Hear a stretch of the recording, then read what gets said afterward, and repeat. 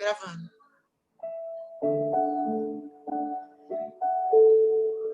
Sejam todos muito bem-vindos ao nosso Evangelho no Lar.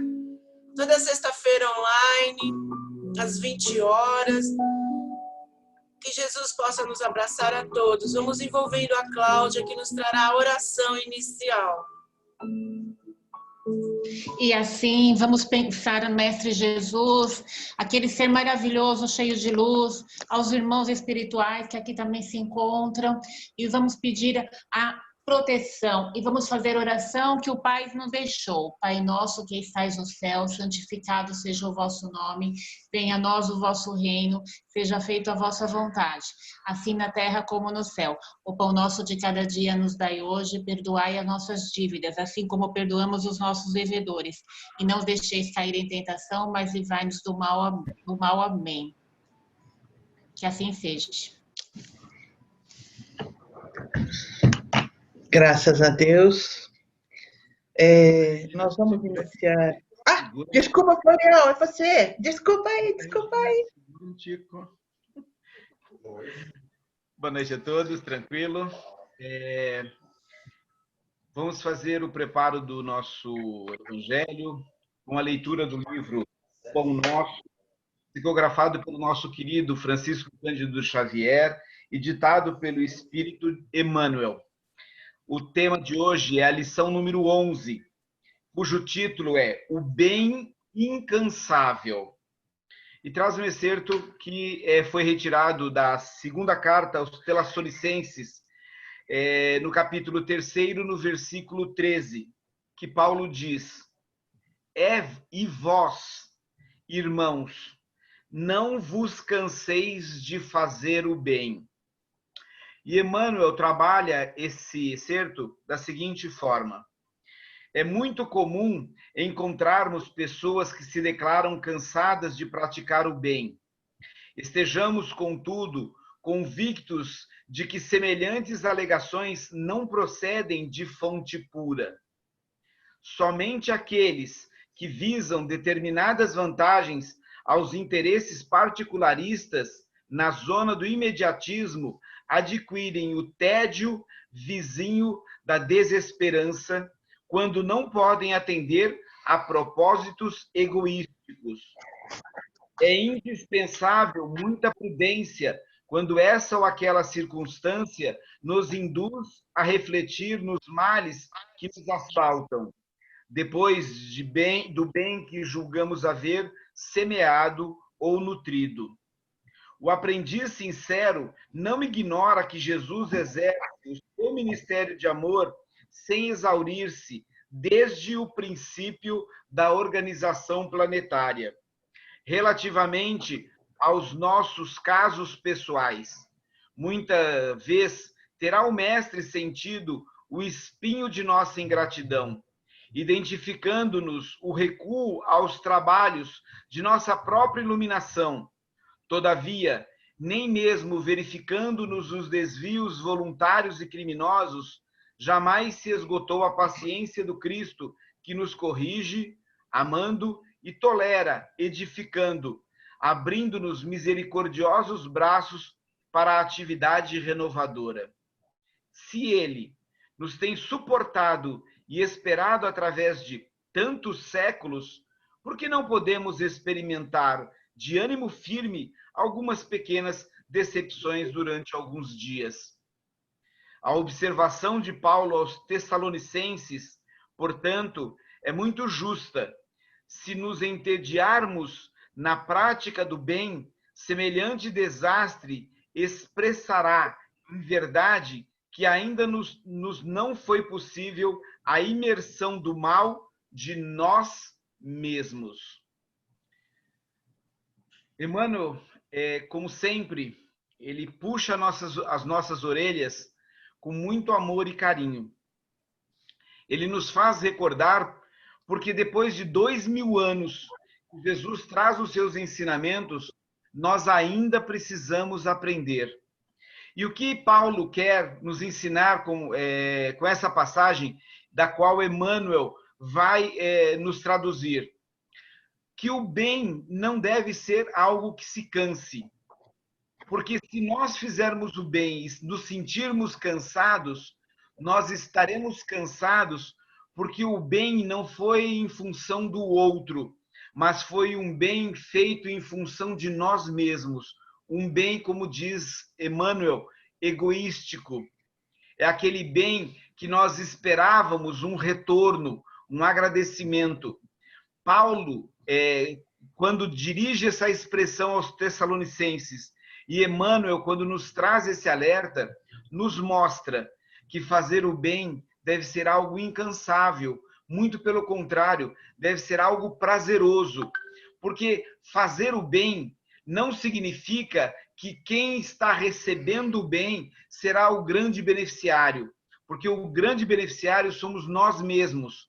Portanto, o importante é fazer o bem sempre, independente dos resultados que nós esperamos em relação ao outro.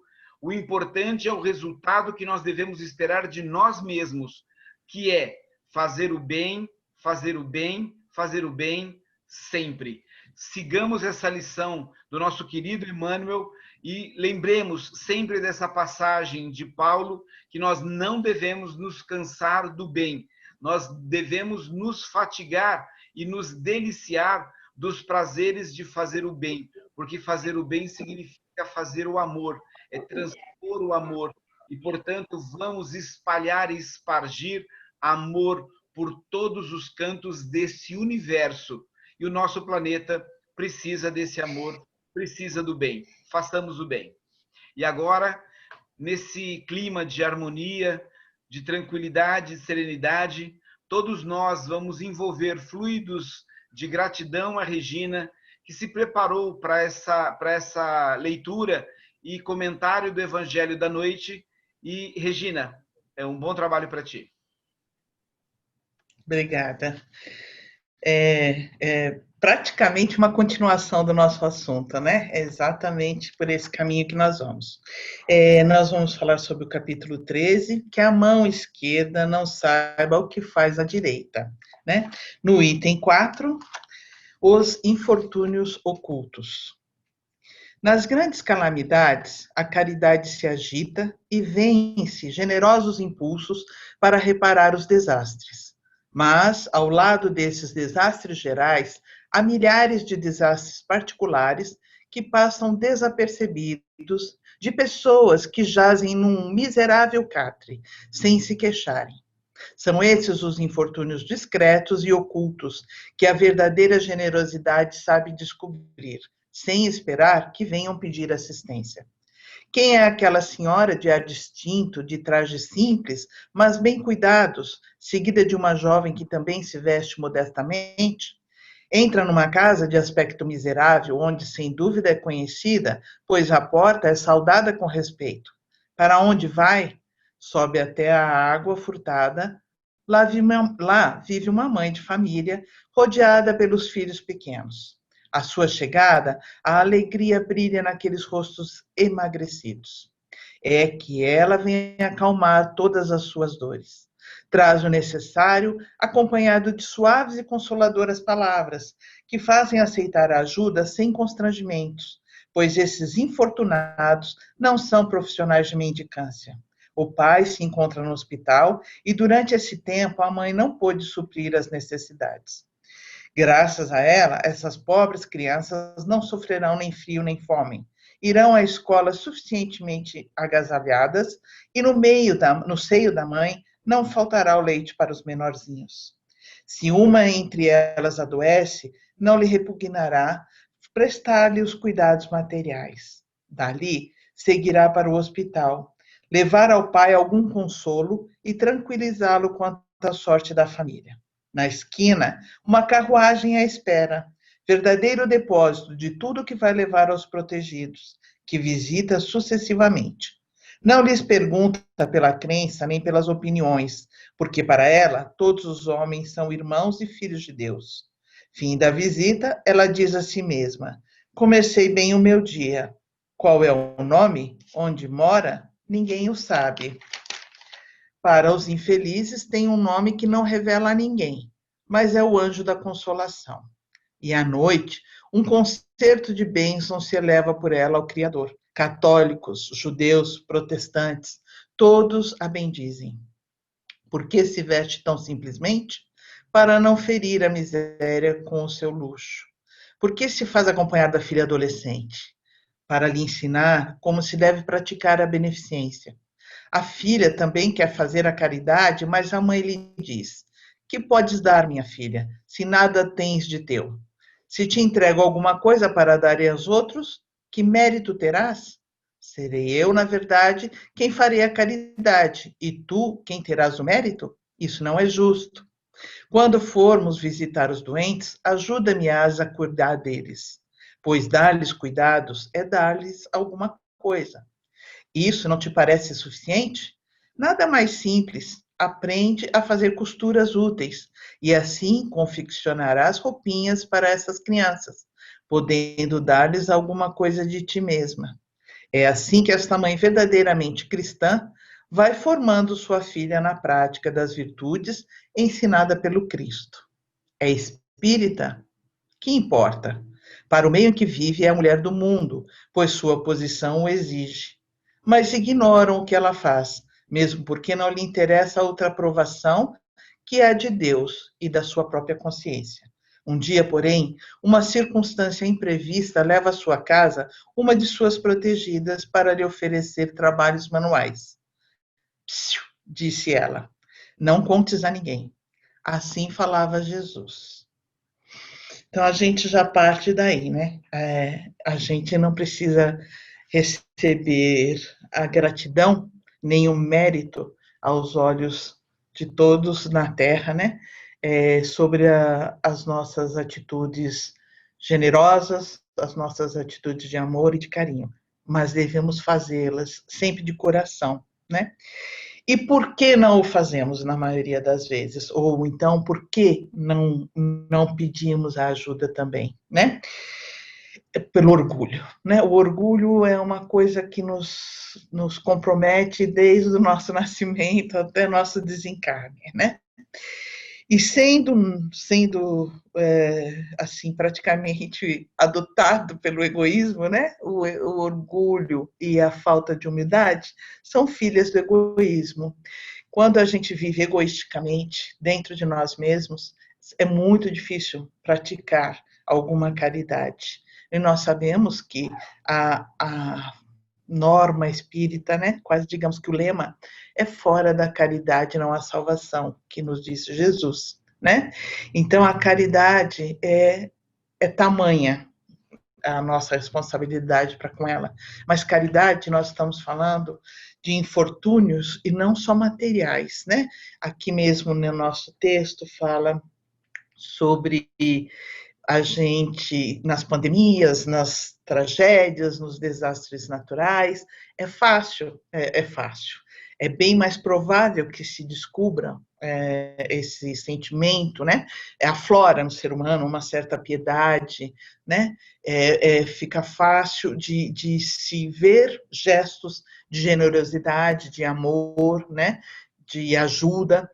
Mas, fora esses tempos, às vezes a gente vê, às vezes não, a gente vê com muita frequência, infelizmente, o nosso planeta ainda é dotado de sentimentos mais maléficos do que benéficos ainda, né?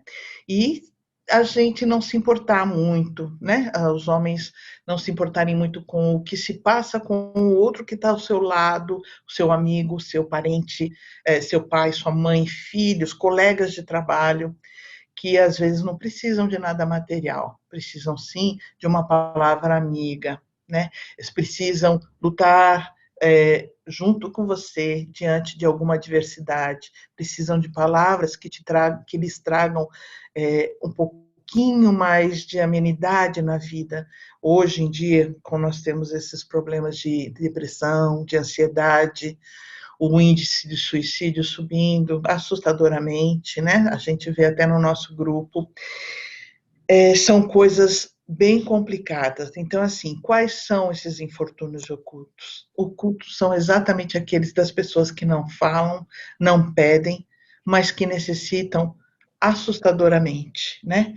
O orgulho é o mal maior para nós, porque nosso orgulho afeta muito as pessoas que estão ao nosso lado, mas ela nos afeta mais do que qualquer coisa.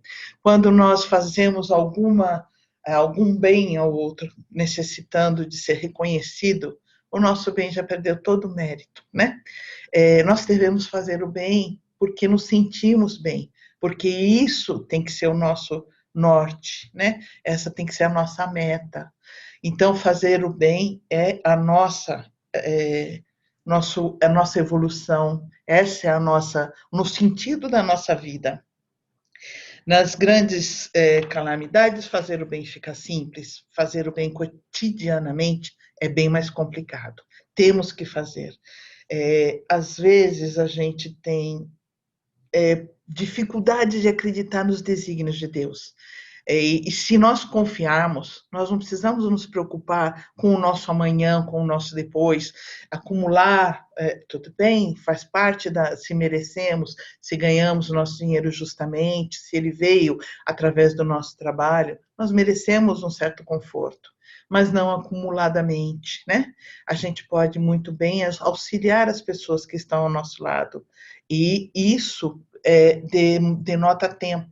Esse tempo que a gente não quer tirar do nosso trabalho, do nosso conforto, das nossas diversões, temos que ser abnegados, temos que nos voltarmos para nós, para podermos ajudar os nossos irmãos.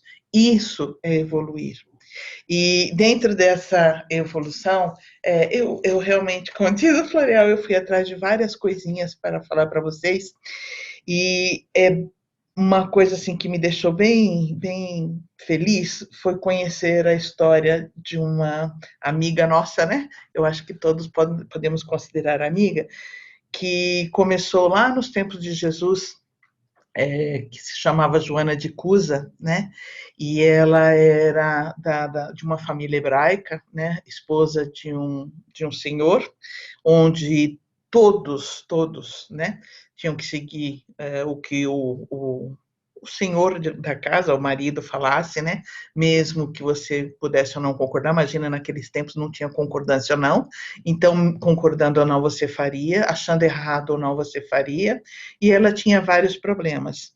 E ela foi curada por Jesus, e Jesus teve também a paciência de ouvi-la, e ela falou a Jesus desses problemas que, para ela, eram bem complicados de conviver, né? Partilhar uma casa onde tem uma soberania na qual você não pode falar nada, não pode sequer, nem o seu amor pode ser exalado da forma certa, né? E ele lhe disse que se dedicasse à família, né? Que isso era servir a Deus, isso era servir ao cristianismo. E ela, depois disso, na verdade, serviu muito a família e foi uma mártir do cristianismo nessa época, né? Era uma pessoa que sofria muito porque, além de tudo, ela cuidava da residência do Herodes Cantifa, né? Devia ser uma coisa bem complicada para a época de uma mulher que estava bem à frente do seu tempo. Teve lá os seus problemas, sofreu bastante, né?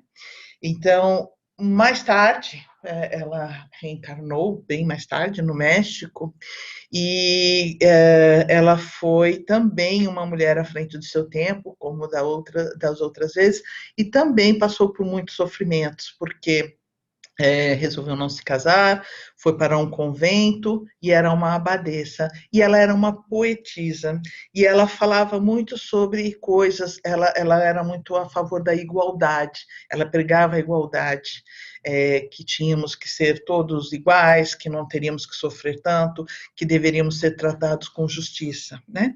Ela morreu muito precocemente, aos 43 anos, né, no convento. Antes disso, ela fez um voto de silêncio, que na verdade não se sabe se foi um voto de livre e espontânea vontade ou se foi um voto infringido a ela, né, infringido a ela. Mais tarde, ela reencarnou na Bahia como Joana Angélica, né? E eu não sei, existem algumas curiosidades no nosso país, né? Nossa independência foi decretada dia 7 de setembro de 1822, mas para a Bahia não foi nesse dia. E lá, depois disso, do mesmo jeito que entraram pela Bahia, os portugueses se concentraram na Bahia e não queriam ir embora, e lá teve uma matança muito grande, um sofrimento muito grande durante o período de 1822 a meados de 1823, na verdade, culminou que no dia 2 de julho de 1823 teve realmente a independência da Bahia, os portugueses foram embora. Mas disso tinha uma freira que cuidava lá do convento, e ela abrigava muita gente, e ela viu que a coisa estava ficando muito feia, que muita gente estava morrendo, ela abrigou e mandou as freiras fugirem depois e se colocou à frente, né, de todo mundo. Ela salvou muitas vidas e ela foi sacrificada, ela foi morta por um guarda português, né, e que anos depois, né, vem a ser a mentora do nosso querido Divaldo, né. Então, a gente, para saber os desígnios de Deus, eles não erram, nós é que erramos com eles, né? A gente tem que ter fé né, nos desígnios do nosso Pai, para poder ficarmos à vontade, não nos preocuparmos com o que vai acontecer depois de amanhã, porque Deus nos proverá de tudo. Então, nós temos que nos dedicar a fazer o bem, e fazer o bem significa deixar o orgulho de lado, criar humildade, quanto muito melhor, quanto mais, e ensinar, assim, pais que temos filhos, né, ensiná-los, como a nossa amiga aqui, que era uma senhora de altas posses, mas que não queria ser reconhecida por isso, e para não ofender a quem ela ia visitar e ajudar, ela se vestia modestamente, deixava a sua carruagem um pouco mais à distância, fazia com que a filha se vestisse modestamente também, né? Porque você não precisa ferir a quem você vai ajudar, muito pelo contrário. Quanto mais você chegar perto dele, mais ele acreditará em você. Então, vamos tentar ajudar os que menos têm materialmente, os que necessitam, nessa época que está muito mais trágico ainda, mas nunca tiremos dos nossos pensamentos que as pessoas que estão à nossa volta precisam também. Assim como nós, em algum momento da nossa vida, precisaremos de abraços, de carinho, de conselho. Acho que todos nós já devemos ter passado por isso. Posso falar por mim, que já passei e já precisei, e que tenho vários amigos que necessitam disso. E que quando a gente começa a acender essa centelha de procurar essas coisas para você, você parece que a luzinha acende na cabeça das pessoas que necessitam, e você começa a entender. Anos-luz longe dos nossos benfeitores, né, dos nossos anjos evoluídos de outros planetas, mas se a gente se preocupar demais com a matéria, nosso perispírito fica materializado também, se materializa, vai se materializando. E sabemos nós que para evoluir, nós temos que ficar cada dia menos denso, né? Cada dia mais fluídico.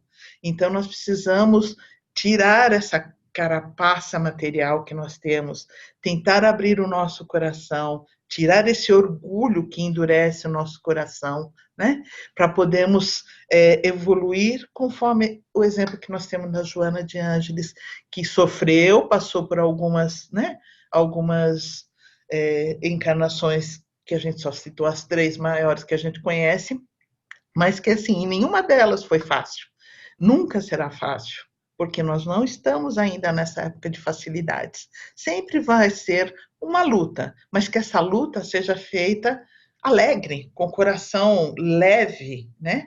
Que a gente possa ajudar as pessoas a chegarem em casa e se sentir leve, agradecer a Deus pelo dia que tivemos e pela ajuda que pudemos dar. E, assim, a cada dia, quando acordarmos, que a gente faça a nossa prece, que possamos ser úteis. O importante nessa vida é ser útil, é poder ajudar, é poder auxiliar nosso próximo, que é o nosso próximo que está mais próximo mesmo, né? Às vezes a gente pode fazer contribuições financeiras para Médicos Sem Fronteiras, tudo isso é válido, mas a gente tem que se preocupar com o próximo, porque às vezes a gente faz tudo isso e não enxerga aquele próximo que está tão próximo da gente, né? Então, vamos nos preocupando com esses próximos, com essas gentilezas, vamos tentando deixar nosso espírito cada dia menos denso, porque nós sabemos que naqueles planos superiores, onde a bondade predomina, não existe necessidade dessa matéria tão densa quanto a nossa, né? E aí eu queria ler uma poesia que foi psicografada pelo Divaldo, que diz assim: quando as estrelas vieram visitar a Terra, deram um giro habitualmente, como sempre, e depois retornaram ao firmamento. Entretanto, uma delas ficou, né? E ela ficou presa, incrustada numa montanha. As outras se deram conta, depois de muito longe, de que faltava uma, né? E voltaram para buscá-la. E de longe viram ela brilhando numa rocha, onde ela ficou incrustada, uma luz muito verde, muito luminosa. Então, o que nos passa é que nunca se abandona uma vida. Então, assim, nós não nascemos realmente para viver sós. Nós vivemos em comunidade, nós vivemos para nós e para a humanidade inteira. E assim como os espíritos que estão acima de nós, já tão evoluídos, vivem para cuidar de nós, nos auxiliam em tudo. Por que não nós nos auxiliarmos mutuamente, né? Principalmente a quem tanto precisa. Então, a gente tem que fazer todo o bem possível, tomar muito cuidado com as influências que nós temos de espíritos encarnados e desencarnados, porque influenciam sim, mas porque nós abrimos a porta. Precisamos saber que porta nós vamos abrir. A porta que ajuda, que deixa sair, ou aquela porta que deixa entrar aquele rancor, aquele egoísmo, aquela raiva, aquela vingança. A gente tem que começar a abrir a porta e deixar sair só luz, né? E não abrir a porta para que ela entre escuridão. Então, vamos tentar nos ater sempre ao nosso Cristo, ao nosso ensinamento maior, para que ele nos proteja e nos influencie sempre com bons pensamentos, com boas intuições, e sempre em momentos que a gente se achar um pouquinho perdido ou um pouco mais ansiosa, que a gente possa simplesmente elevar o nosso pensamento. Quando elevamos o nosso pensamento, pedimos ajuda, a gente sente. Se tiver um pouquinho mais de fé mesmo, nós vamos sentir que nós somos intuídos, nós somos ajudados. Precisa saber se nós estamos abertos à ajuda que nós pedimos, né? Então, vamos tentar melhorar a cada dia, fazer sempre aquela reforma íntima que tanto nos é pregado dentro da nossa religião, que temos que melhorar a cada dia e que a gente possa sempre auxiliar. Comece olhando para o seu próximo, mais próximo, né? Seus filhos, seu marido, seu vizinho, seus colegas de trabalho que às vezes chegam num mau humor enorme. Algum motivo tem. E tentemos não ser essas pessoas que amanhecem meio azedas, meio de mau humor. E se assim necessitarmos, peçamos ajuda também aos nossos amigos. Pedir ajuda é uma questão de humildade. E às vezes a gente está precisando muito dela e não tem coragem de pedir e vai se afundando. Então, que Deus, nosso Pai, possa nos proteger e iluminar o nosso caminho. E que possamos cada dia mais nos desmaterializar, né? E ficarmos cada dia mais fluídicos e mais receptivos aos bons sentimentos. Graças a Deus. Vamos envolvendo a nossa irmã Célia para que ela faça as vibrações para a gente.